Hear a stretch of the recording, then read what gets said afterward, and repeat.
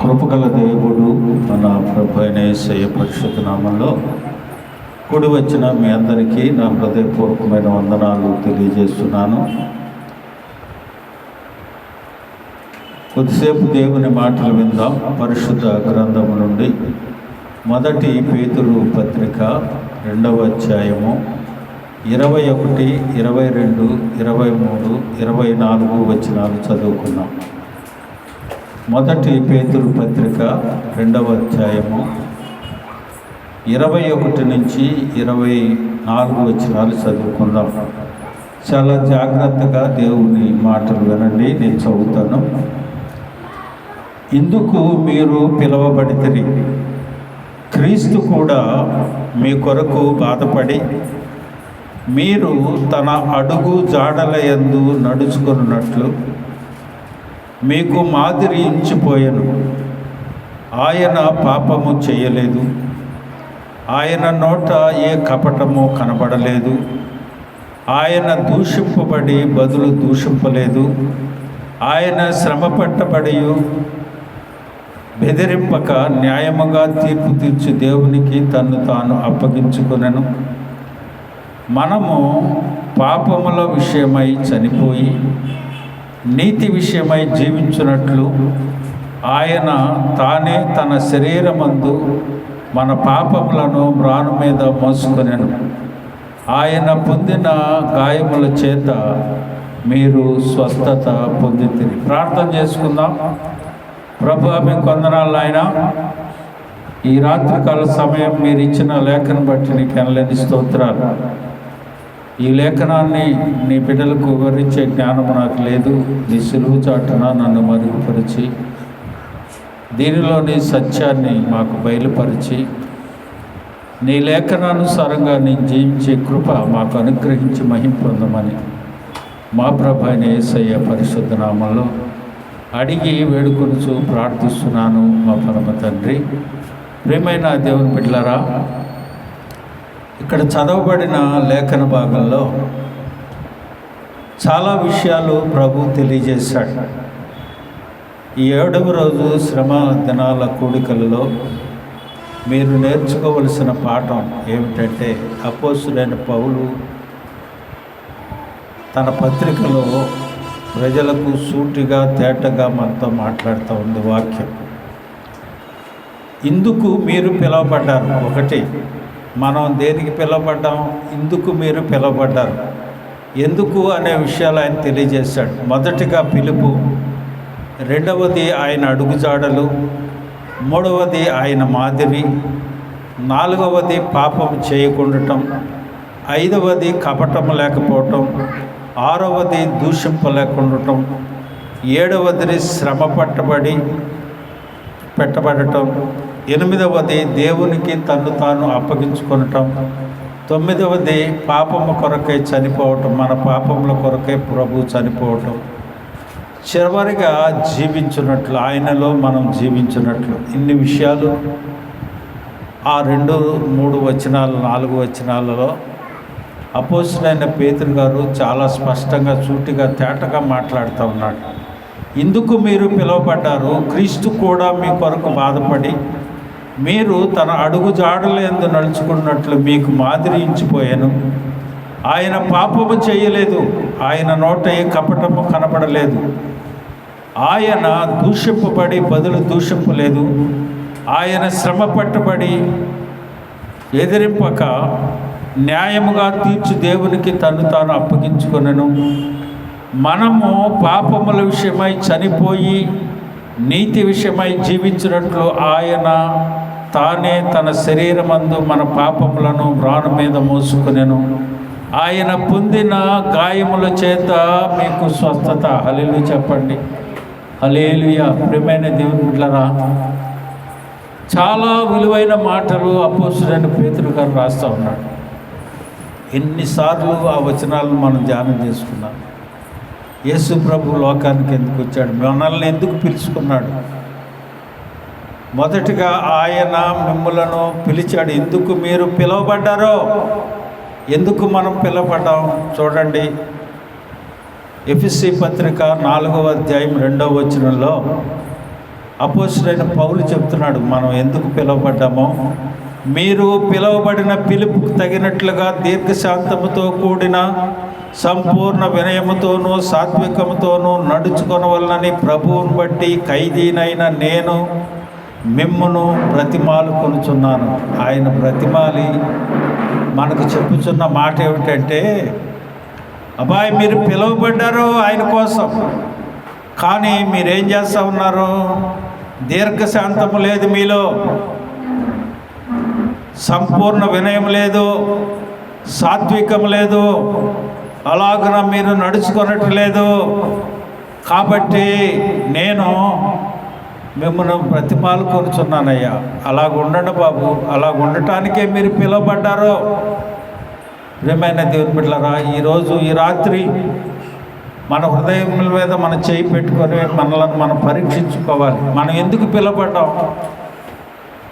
అంత వినయంగా సాత్వికంగా పూర్ణమత్వంతో మనం ఉండాలని దేవుని వాక్యం మనకు సెలవిస్తూ ఉంటే, ఈ రాత్రి అయినా ఈ రోజైనా ఈ శ్రమల దినాల్లోనైనా, నాయన నేను అలాగ ఉంటాను బాబు, నీకోసం నేను పిలువబడ్డాను కదా, నన్ను నువ్వు పిలుచుకున్నావుగా నీ కుమార్తెగా నీ కుమారునిగా ఉండటానికి, అలాగ నన్ను జీవించాలని నువ్వు చెబుతున్నావుగా, ఇక నుంచి నేను అలా ఉంటానని ఒక తీర్మానం చేసుకున్నావు.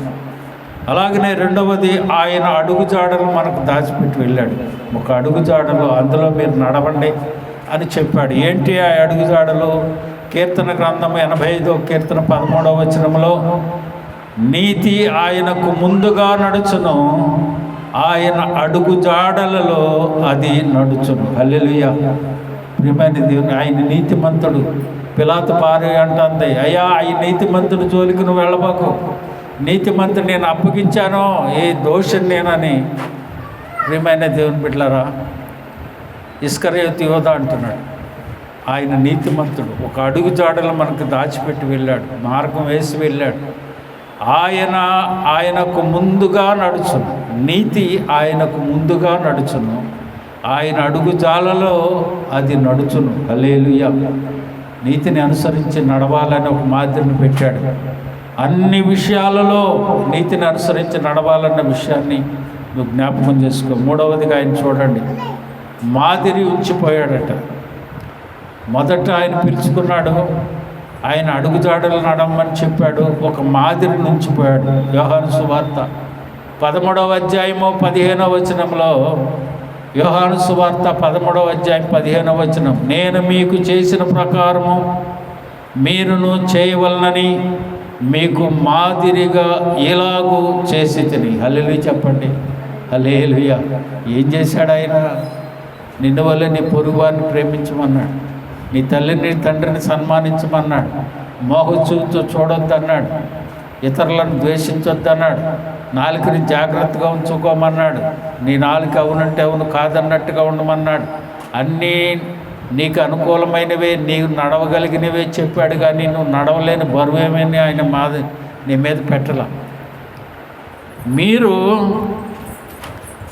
మాదిరి, నేను మీకు చేసిన ప్రకారం మీరును చేయవలనని మీకు మాదిరిగా ఇలాగూ చేసింది. ఆయన చేసినవి మనం చేయగలుగుతున్నారా? 90% క్రైస్తవ్యం ఆయన చెప్పినట్టు చేస్తే, ఆయన నడిచినట్టు నడితే ఇలా ఉండదు. ప్రపంచం తల్లకిందులైపోద్ది మంచితో, దేశమంతా క్రైస్తవ్యంతో నిండిపోద్ది. మన ప్రార్థన మటుకే, ఆ రోజు ఆరాధన మటుకే మన భక్తి. బయటకు వచ్చిన తర్వాత ఆయన అడుగుజాడలు కనపడవు, ఆయన మాదిరి కనపడదు. ఆయన పిలిచిన పిలుపుకు ఒక మాదిరి మనం నడుచుకునే పరిస్థితులు లేవు. ప్రియమైన దేవుని బిడ్డలారా, ఈ రాత్రి అయినా ఇన్ని విషయాలు దేవుడు నీకు తెలియజేస్తూ ఉంటే, నువ్వు అలాగ ఉండకపోతే, ఆయన మాదిరిలో నువ్వు నడకపోతే, ఆయన అడుగుజాడల్లో నువ్వు ఉండకపోతే, ఆయన పిలిచినట్టు నువ్వు ఉండకపోతే నీకు నిత్య రాజ్యం లేదు. చూడండి, 4వదిగా పాపము చేయలేదు. ఆయన అంటున్నాడు, నాలో పాపం ఉన్నదని ఎవడైనా నిరూపించగలడా అంటున్నాడు. దేవుణ్ణి నమ్ముకున్న నీవు, దేవుని అడుగుజాడలు నడిచే నీవు, దేవుని మాదిరిలో ఉన్న నీవు, దేవుని పిలుచుకున్న నిన్ను కుమార్తెగా కుమారునిగా నడుచుకుంటూ నడుచుకోమంటే నువ్వేమంటున్నావు? నువ్వేమనుకుంటున్నావు? ప్రార్థనకు వచ్చి పరిమితం అయిపోతాం. ధైర్యంగా మనం చెప్పలేకపోతాం, నేను పాపం చేయలేదు అనే నిశ్చయత ధైర్యంగా మనం ఎదుటివారి ఎడలు చెప్పలేని పరిస్థితిలో ఉన్నాం. ఎందుచేత ఆయన అంటున్నాడు వాక్యము 8వ అధ్యాయం యోహాను సువార్త 46వ వచనంలో ఆయన అంటున్నాడు, సవాలు చేసి చెప్తున్నాడు, నా యందు పాపం ఉన్నదని మీలో ఎవడైనా స్థాపించున్నాను, నేను సత్యమనే చెప్పుచున్న ఎడలా మీరెందుకు నన్ను నమ్మట్లేదు? నాలో పాపం ఉన్నదని మీరు నిరూపించగలరా? నిరూపించలేదు. అలాంటప్పుడు మీరు నేను చెప్పే మాటలను ఎందుకు నమ్మట్లా మీరు? ఆయన అంత గట్టిగా చెప్పగలగటానికి గల కారణం చూడండి. ఏ దోషం చేయనివాడు, పాపం లేనివాడు ధైర్యంగా మాట్లాడతాడు. ఎందుకని అతనిలో ఏ దోషం లేదు కాబట్టి. ప్రియమైన దేవుని బిడ్డలారా, నీవు కూడా అలాగుండాలి. అందుకే దేవుడు నిన్ను పిలుచుకున్నది. ఈ శ్రమ పడింది, మాదిరించిపోయింది, ఆయన అడుగుజాడు నడమంది నిన్ను పిలుచుకున్న దానికోసమే. అలాగ ఉండటం లేదు. ఆచారక్రమంగా 40 దినాలని, ఉపవాస దినాలని, డ్రెస్సులు మార్చేసుకొని చెప్పులు లేకుండా తిరిగి ఉపవాసాలు ఉంటావు. ఎందుకు? ఆయన చెప్పిన అడుగుజాడులను నువ్వు నడవకపోతే చేసినవన్నీ ప్రయోజనం లేదు. ఇతరులను నువ్వు ప్రేమించే తత్వం నీలో లేకపోతే, అవునే మేలైనది చేయనేది అలాగూ చేయకపోతే పాపం అని దేవుని వాక్యం అంటే ఇతరులకు మేలు చేయలేవు, ఇంట్లో వాళ్ళతో సఖ్యతలు ఉండవు. ఎందుకు? అది పాపంతో సమానమైన సంగతి నీకు తెలియట్లేదా? అలాగ లేకపోతే నువ్వెంత భక్తిపరువైనా భక్తిపరుడువైనా నీ భక్తి వ్యర్థమే. సవాలు చేసి చెప్పగలిగే ధైర్యం ఉండాలి. దేవుని వాక్యం అంటుంది, తన ప్రజలను పాపముల నుండి, వారి పాపముల నుండి ఆయనే రక్షించును కనుక ఆయనకి యేసు అని పేరు పెట్టాడు. నీ పాపాలను రక్షించడం కోసమే కదా ఆయన ఈ లోకానికి వచ్చింది. ఇంకా నేను పాపంలోనే జీవిస్తాను అని అంటే కుదరదు. విడిచిపెట్టి యేసయ్య చెప్పినట్టు ధైర్యంగా నాలో పాపం ఉన్నదాన్ని నిరూపించగలవా అన్నంత ధైర్యంగా దేవుని పిలుచుకున్న బిడ్డలు ఉండాలి. 5వది చూడండి, ఆయనలో ఏ కపటము లేదు. హల్లెలూయా, హల్లెలూయా. రోమాపత్రిక 1వ అధ్యాయం 28 నుంచి 31 ఒక్కసారి దయచేసి తీసి చదవండి. అది అందులో కపటంగా ఉన్నవాడు ఎలా ఉంటాడో దేవుని వాక్యము స్పష్టంగా తెలియజేసింది. రోమాపత్రిక 1వ అధ్యాయము, రోమాపత్రిక 1వ అధ్యాయము 28 నుంచి చదువుదాం. రోమాపత్రిక 1వ అధ్యాయము 28 నుంచి చదవండి. మరియు వారు తమ మనసులో దేవునికి చోటు ఇయ్యనొల్లకపోయిరు గనక చేయరాని కార్యములు చేయుటకు దేవుడు వారు ఏం చేస్తున్నాడట? ఏం చేస్తున్నాడు? దేవుడు వారిని దేనికి అప్పగిస్తాడట? చెప్పండి. దేవుడు భ్రష్ట మనసుకు వారిని అప్పగించను. అట్టివారు సమస్తమైన దుర్నీతి చేతను, దుష్టత్వం చేతను, లోపము చేతను, ఈర్ష్య చేతను నిండుకొని మత్సరము, నరహత్య, కలహము, కపటము, వైరముతో నిండిన వారై కొండెగాడును, అపవాదకులను, దేవద్వేషులను, హింసకులను, అహంకారులను, మిక్కములాడువారును, చెడ్డవాటిని కల్పించువారును, తల్లిదండ్రులకు అవిధేయులకు వారును, అవివేకులను, మాట తప్పువారును, అనురాగరహితులను, నిర్మలనై ఉండి ఇట్టి కార్యములను ఇట్టి కార్యములను అభ్యసించును మరణమునకు తగిన వారు దేవుని న్యాయ విధిని వారు బాగా ఎరిగి ఉండి వాటిని చేయించున్నారు. ఇది మాత్రమే కాక వాటిని అభ్యసించి వారితో సంతోషముగా సంతసించున్నారు. ప్రియమైన దేవుని బిడ్డలారా, దేవుడు ఒక్కొక్క రోజు ఒక్కొక్క మాటలు మాట్లాడుతూ ఉంటే గుండెల్లో వణుకు పుట్టాలి, భయం పుట్టాలి. మన భక్తేనా? నిజంగా మనం అలాగ ఉంటున్నామా లేదా అనే భయం కలిగి ఉండాలి. ఎన్ని రాశాడండి దేవునికి నీ మనసులో చోటికిపోతే ఎన్ని ఉన్నాయి లెక్కేసుకో, చదువుకో, ఇంటి దగ్గరికి వెళ్ళి. అన్నిటిని కలిగి ఉండటానికి ఒక్కసారి చూడండి. తన మనసులో దేవునికి చోటు వెళ్ళకపోతే అన్ని కార్యాలు ఉన్నాయి. దేవునికి మనసులో చోటిక ఏదో నీ కార్యాలకి నీ మనసులో దేవునికి చోటిక లేకుండా దానికి నువ్వు చోటిస్తే నీ గతి అంతే. తర్వాత చూడండి, దూషింపలేదు. ఆయన దూషింపబడ్డాడు. కానీ దూషించాడు ఎవరినన్నా?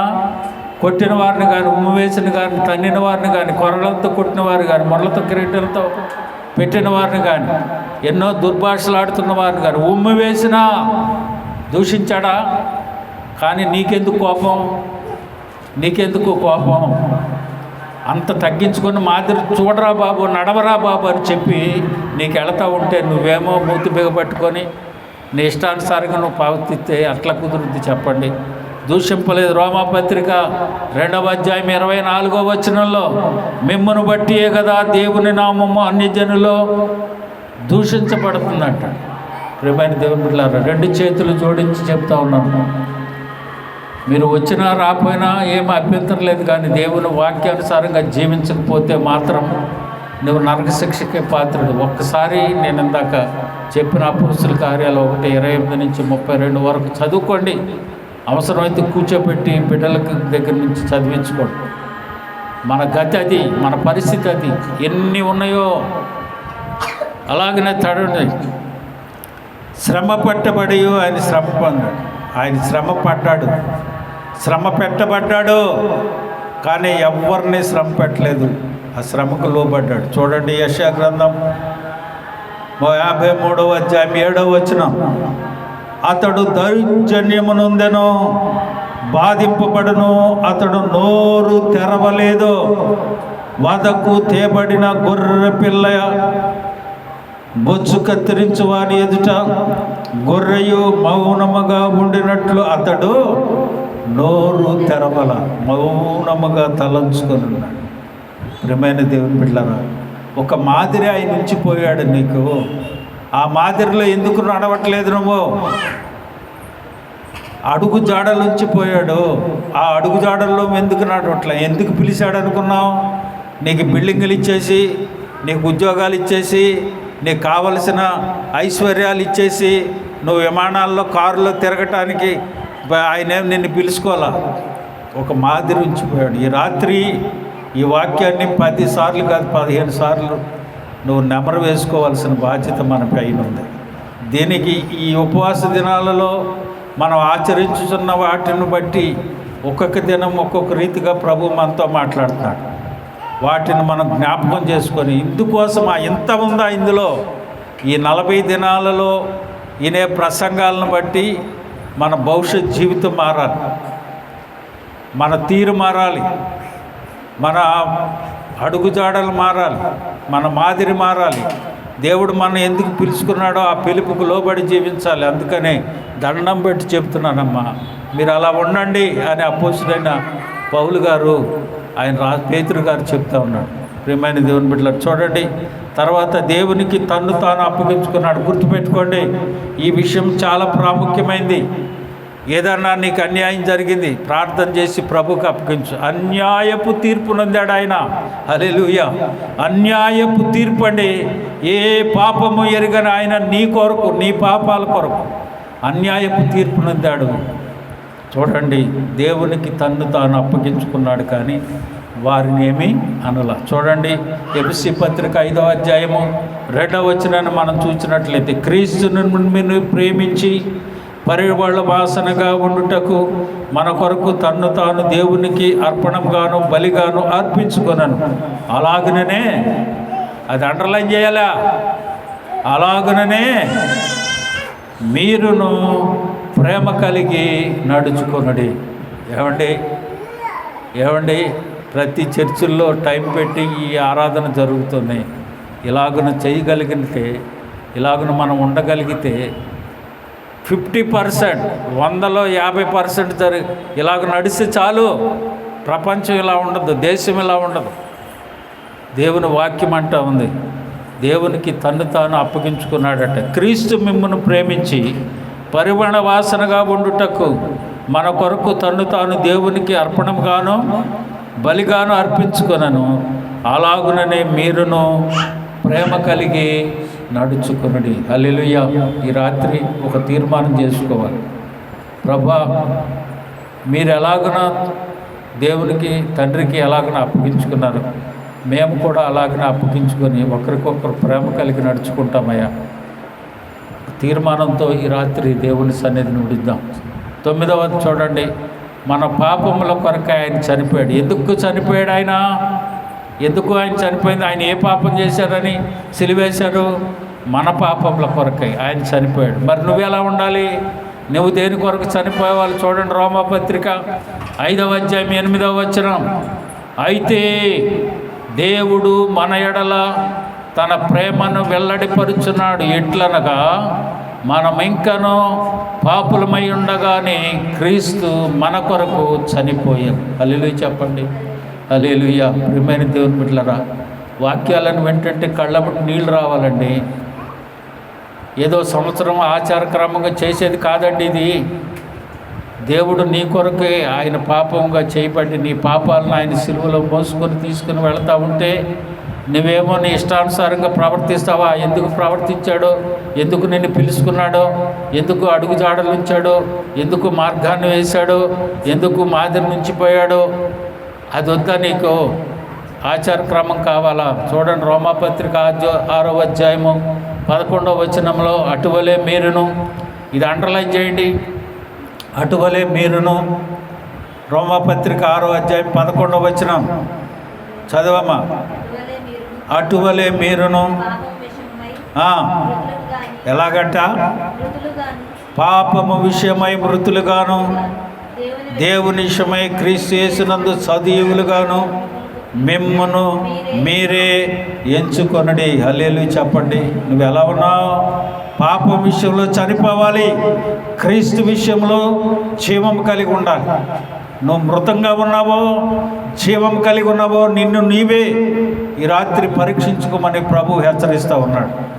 ఇంత వాక్యాన్ని దేవుడు మనకు అనుగ్రహిస్తే ఏదో నామకార్థమైన భక్తిలో ఉపవాసాలు ఉంటున్నామనే ఒక పూట అన్నం మానేసినంత మాత్రంలో ఆయన నిత్యజీవం మనకు అనుగ్రహించడో, వీటినన్నిటిని అనుసరించి నడిస్తేనే నీకు ఫలితం, లేదంటే లేదు. చివరగా చూడండి, జీవించాలి, ఆయనలో మనం జీవించాలి. 1వ యోహాను పత్రిక 4వ అధ్యాయము 9వ వచనాన్ని చదువుతాం. 4వ అధ్యాయం 9వ వచనం. మనము ఆయన ద్వారా జీవించినట్లు, ఎవరి ద్వారా? ఆయన ద్వారా జీవించినట్లు దేవుడు తన అద్వితీయ కుమారుని లోకంలోనికి పంపెను. దీని వలన దేవుడు మన యందుంచిన ప్రేమ ప్రత్యక్షమాయను. హల్లెలూయా చెప్పండి. హల్లెలూయా. ఆయన ప్రేమ మన ఎడల ప్రత్యక్షపరచబడతాం. మనం జీవించాలని, యేసయ్య ద్వారా మనం జీవము కలిగి ఉండాలని, నిత్య జీవము పొందాలని ఈ లోకానికి ఆయన పంపించాడు. ఈ రాత్రి ఎన్ని విషయాలు దేవుడు నీతో మాట్లాడుతున్నాడు. ఎక్కడైనా ప్రభా ఇన్ని కార్యక్రమాలు నా కోసం చేశాను, నేను ఒక తీర్మానాన్ని కలిగి ఉంటాను. ఒక్క విషయం 10 విషయాలు చెప్పాను. ఒకటి, ఆయన నిన్ను పిలుచుకున్నాడు, పిలుపు తగినట్లుగా నడుచుకో. ఆయన అడుగుజాడల నుంచి పోయాడు, ఆయన అడుగుజాడల్లో నడు. ఆయన ఒక మాదిరి ఉంచిపోయాడు, ఆ మాదిరిలో నడు. పాపం చేయలేదు, ఆయన ధైర్యంగా చెప్పగలిగాడు. నీవు కూడా నాలో పాపం ఉన్నదని నువ్వు చెప్పగలవా? ఎవరి మీద అయినా సవాలు చేయగలిగేంత ధైర్యం నీకు కలిగి ఉండాలి. ఆయనలో కపటం లేదు, నీవు కూడా కపటం లేని దానివిగా, కపటం లేనివాడివిగా ఉండాలి. తర్వాత ఆయన దూషించలేదు. అలాగనే నీవు కూడా, నిన్ను ఎవరైనా దూషించినా తలంచుకుని వెళ్ళిపో. దేవుడు అంతటి వాడే తలంచుకొని దూషించకుండా వెళ్ళిపోయాడు. ఇక్కడి నుంచి అయినా, అయ్యా నేను ఎవరినై దూషించనిక, ఇక నుంచి నా ఇంటిలో కాదు బయట కూడా ఏ పరిస్థితిలో ఎవరిని దూషించను. శ్రమ పెట్టబడినా ఇతరులకు శ్రమ కలుగులు చేయలేదు. దేవునికి తన్ను తాను అప్పగించుకున్నాడు. మన పాపముల కొరకు ఆయన చనిపోయాడు. పాపముల విషయమై మనం కూడా చనిపోయి క్రీస్తు యేసులో మనం జీవాన్ని కలిగి ఉండాలి. అంతేకాకుండా ఆయన ద్వారా మనం జీవించాలని, నిత్య జీవం పొందాలని ప్రభు ఈ లోకానికి దేవుడు తన కుమారుని పంపాడన్న విషయాన్ని జ్ఞాపకం చేసుకొని 7వ దినం ప్రభు నీతో మాట్లాడిన మాటలను బట్టి ఆయనలో ఒక తీర్మానం చేసుకొని అలాగున జీవిస్తూ నిత్య జీవము కలిగిందుముగాక.